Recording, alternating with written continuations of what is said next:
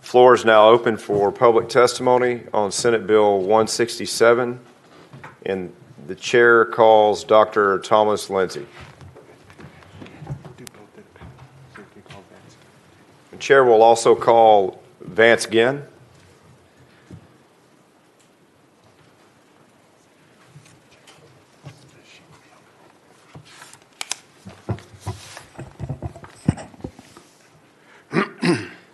We appreciate both of you testifying today as a panel.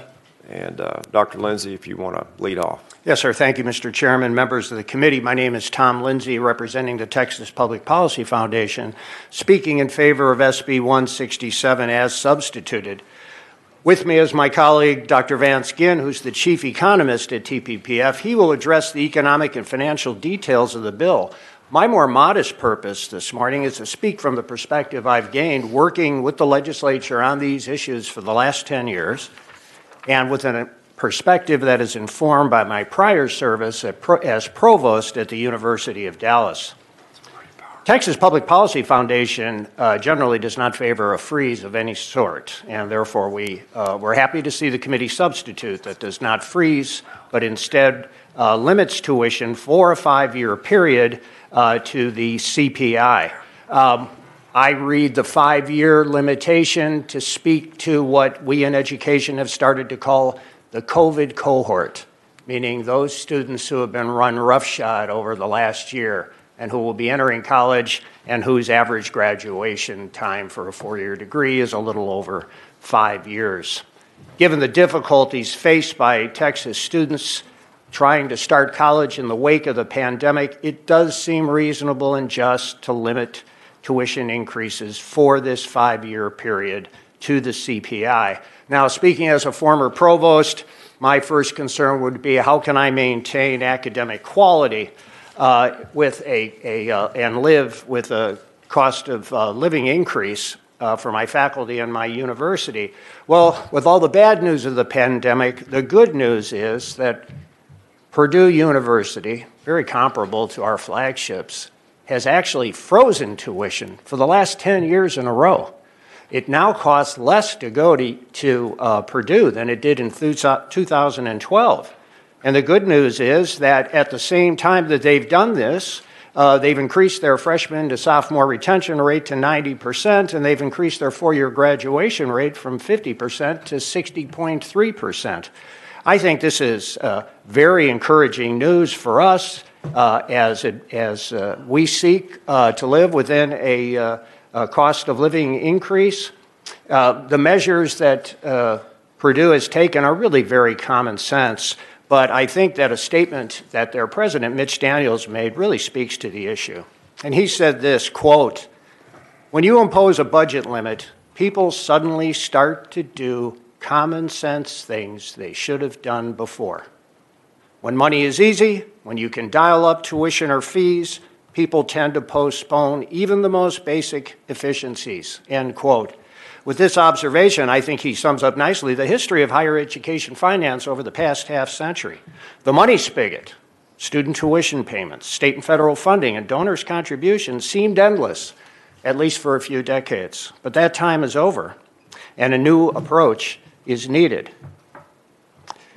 Aside from the very common sense measures that are taken, as we see here from Daniel's statement, what's really required here, this is less a challenge to the intellect and really more a challenge to the moral and political will of education leaders.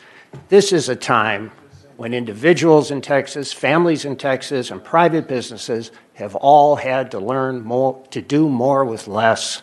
It seems to me that all SB 167 is asking for is for universities to contribute their fair share to this effort. Thank you. Thank you, Dr. Lindsay. Dr. Ginn. Chairman Creighton.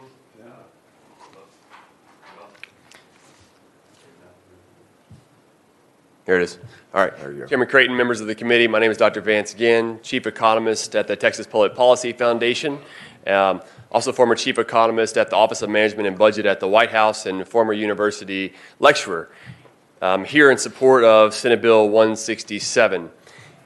You know, there's a lot of things to think about in higher education right now and about our economy and what's going on over the last year. It's been mentioned today, the unemployment rate right now in Texas is 6.9%. Many families have been struggling over the last year to put food on their table, pay their bills, and other things. And at the same time, higher education, college costs have continued to skyrocket. And while as a free market economist, I'm typically not in favor of price freezes or wage freezes or any sort of controls on the marketplace of that nature, as we've seen what had happened back in the 1970s when oil and gas price freezes were in place, long waiting lines at the gas lines. I wasn't alive then, I'll put that out there, but I've read about it and done a lot of research on it, okay? But when you look at the higher education market, it is not a free market. It is one that is dominated by government policy. It's dominated on the demand side by subsidies for student loans that keep interest rates lower than they otherwise would be in the marketplace. There are Pell Grants that are out there on the demand side and other sort of things that have propped up, inflated the demand in the higher education market for colleges. On the supply side, there are a lot of restrictions that you have in place, accreditation issues as well, of new universities coming on in the marketplace, especially public institutions. So you have basically a fixed supply curve and a demand curve that has been inflated. What else is going to happen? Higher prices. It's kind of basic economics overall, and that's what we have seen.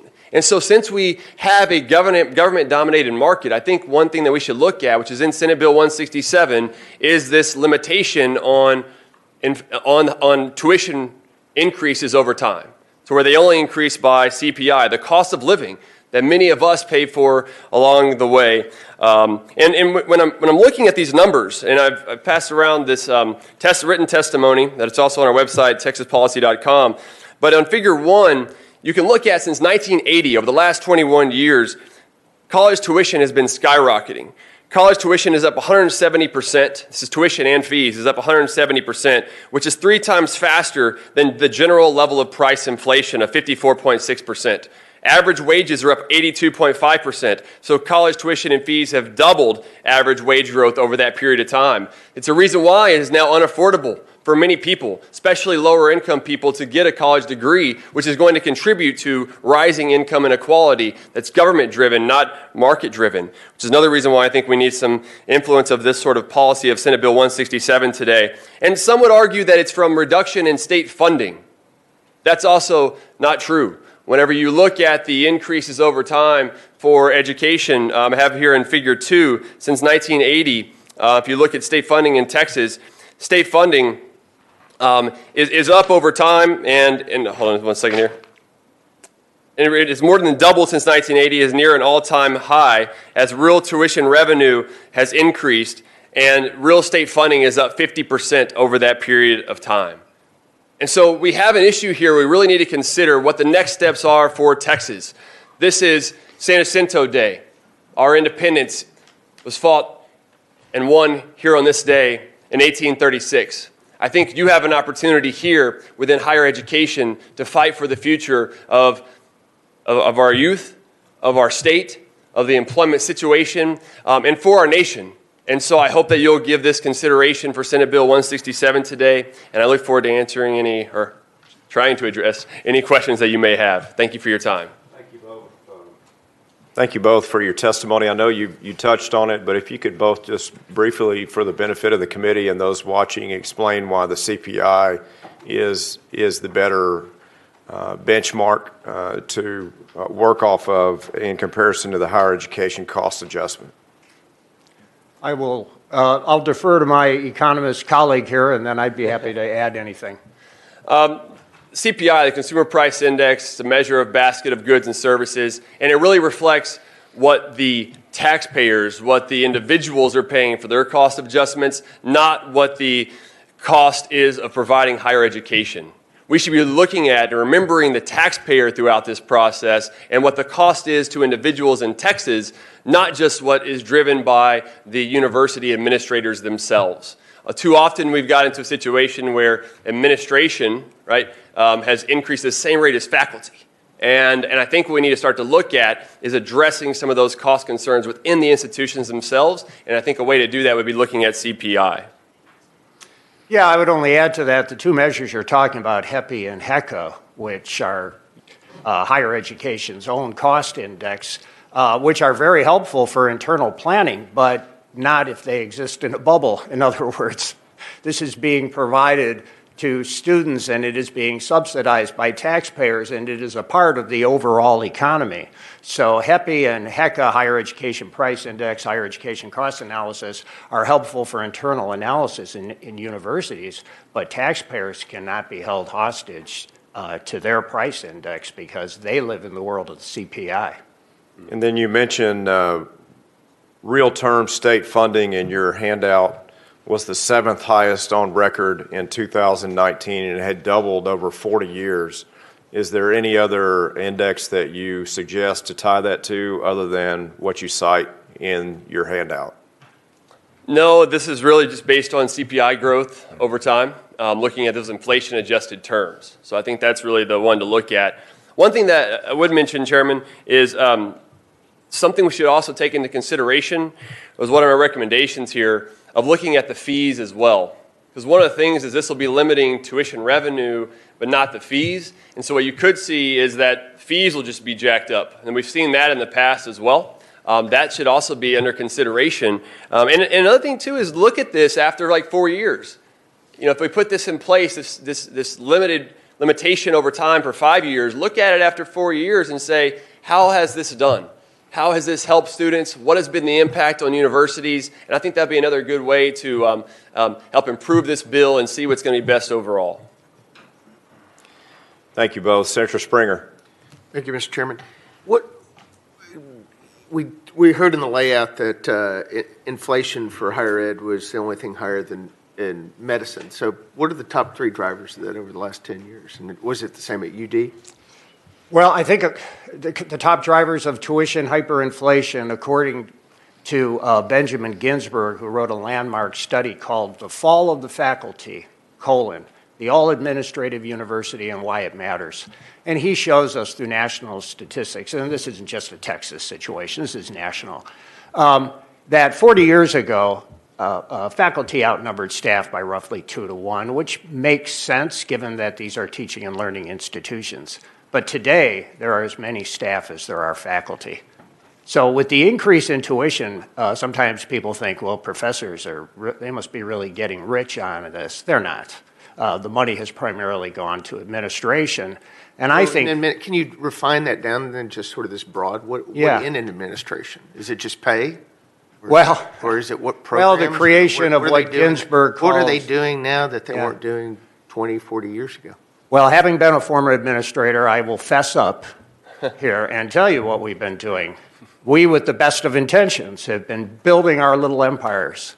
I could never have enough deans and assistant deans and associate deans and assistants to the associate deans. And look, there are good and valid reasons for all of that. We understand that. That's why we favor this bill, because it's not a permanent bill. It's a measure seeking to address the specific needs. So you need handcuffs to stop people from building their empires or dreaming dreams? Well, I don't know that limiting universities to this a cost of living increase in their budget is equivalent to handcuffs. I guess it's a restraint. You think we've hit the plateau that we won't keep seeing admin grow at a higher percent than faculty?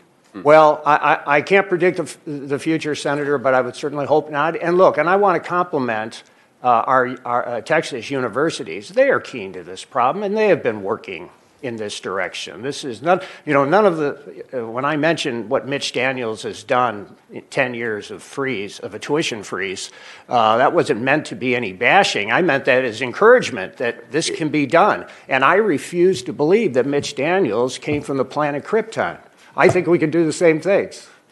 No, absolutely. So I'm sort of surprised you'd give him more than what he had. Keeps one to sour with that. Senator Craig. Yeah. Members, any other questions? Senator Craig. Senator Taylor. Yeah, just in light of this conversation you just had in your experience, when I first got elected, I had this opinion of bureaucrats. that they were just building fiefdoms and that. And what I found by getting to know people is they're good people. Absolutely. You've given them a job to do, and they know they can do it better if you give them more resources and more people. And so they're really striving to do the best they can. But that's why you have to have somebody kind of oversee the whole thing, because everybody can't have everything they want. Otherwise, we're broke. And, we are required to have a balanced budget. And I think higher ed is probably in the same situation. They're trying to do better by their students. We have challenging student bodies, but there has to be limitations placed by an overriding body because we have to spend money in other places too. And we are seeing this nationwide. But I think this is a good idea to kind of put a pause in there. Let's kind of rethink, because we've gone through this with different parts of our economy when we've had hard times, where people have had to go back, now, how are we doing this? What's the most efficient way we are? COVID, for example, is going to show higher ed some things where they can save money and do things differently than they did them before. But sometimes you got to put a little pressure on that. Otherwise, it's just, if there's no resistance, they just grow. I mean, it's just human nature. They want to do a better job. They're not doing it for evil purposes. They just want to do a better job. But we got to put some pressure. And every now and then, a downturn in the economy is actually a healthy thing to kind of clean up some of the stuff. Well, maybe we weren't doing that as efficiently as possible. And I think in this case, putting this temporary freeze in here and monitoring it, I think it's probably a good idea to say, all right, now we've gone through COVID. We know students are suffering, but here's an opportunity to kind of let's hold a little bit, give people a chance to catch their breath and get caught up. But let's do what we're doing with higher ed. And I agree with the fees, because we know this. If you push pressure here and leave this open, it's just going to grow. I mean, it's just natural, because the natural tendency, well, we got to have that money. So they're going to go back and figure out how else we can get the money. And we saw that when I was here. When we first started with it. We did the tuition from the state. We kind of tried to, well, they passed it on to the students. So I think we need to be cognizant of that I think this is a good idea, members, and I appreciate y'all's input on this. I'm sorry I got here late, but I was pleasantly surprised to see the discussion of this. Thank you, Mr. Chairman. Good comments, Chairman Taylor, and we also need to give credit where credit's due along those same lines. So by your own submittals in your resource documents to the committee, and with the discussion had with Senator Springer, you show that administrative budgets, with the example Texas A&M has shown, that A&M has cut its administrative budget 3.6% between 2011 and 2015. So we have the examples in place. Many other university systems and institutions of higher education have shown efficiencies, public-private partnerships, and cost savings and innovation. But that's why we're here, is to continue these discussions, and legislation like this will continue to not only help us explore some of these solutions, but advance the policy. So thank you both very much. Dr. Ginn, you had another comment based on Senator Taylor's. Yes, just real quick, I was thinking about the COVID statement you made, and it allows for us to, and you all, to think about a reset of some of these things. How do we think about what's going on? It influenced a lot of our lives in many ways, but this could be another way to kind of give a rethink about how we do higher ed in Texas and what the effect is. I mean, across the nation, there's about $1.7 trillion in student loan debt.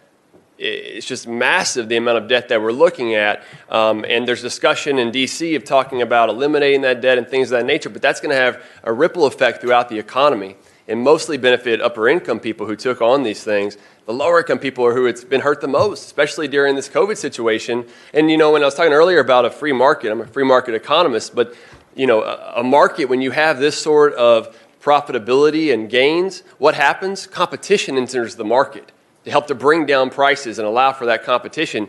You don't get to see that in higher ed because of the accreditation and restrictions that are put in place on the supply. And so this is a way where you could have an effect on on the marketplace and for the benefit of Texans.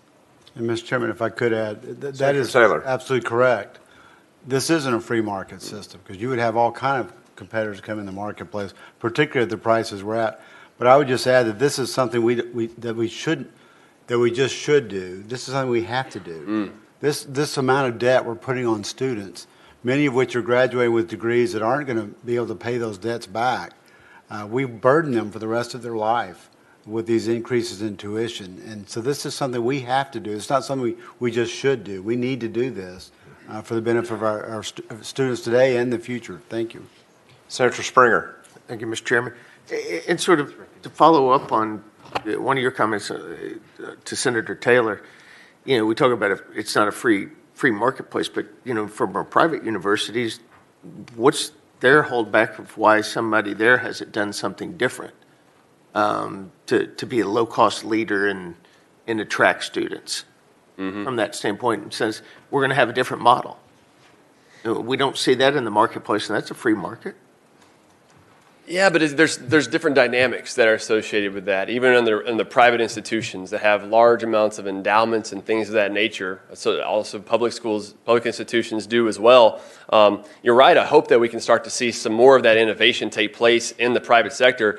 I wouldn't call it necessarily a free market, even within those private institutions, because of the dynamics that are in place. But I do hope. No. Yeah. What do you mean because the dynamics in place? You just can't say that and not explain that. There's a limited supply. Like even private institutions can't just be accredited. They still have to go through the governing body of the state. So you're saying the governing body, the state is setting the rules that causes them to raise the price? I'm saying it's limiting their we've seen. I'm saying it's limiting their supply of institutions, and the supply of the seats in the classroom, right, is driving up the tuition. We keep adding colleges constantly in different deals, and pass more where we keep building more buildings at those, and the enrollments keep going up, and so I just don't know if I see that decline there. Mm-hmm. And plus, we keep going more online. We had WGU here from another example, and so we've seen more and more of those that it's not all brick and mortars, that you have to have buildings to put the butts in the seats. Sure, I hope we have more of that in the future. Okay, thank you. Members, any other questions? Dr. Lindsay, do you have another comment? No. I was just going to add to Senator Springer's question.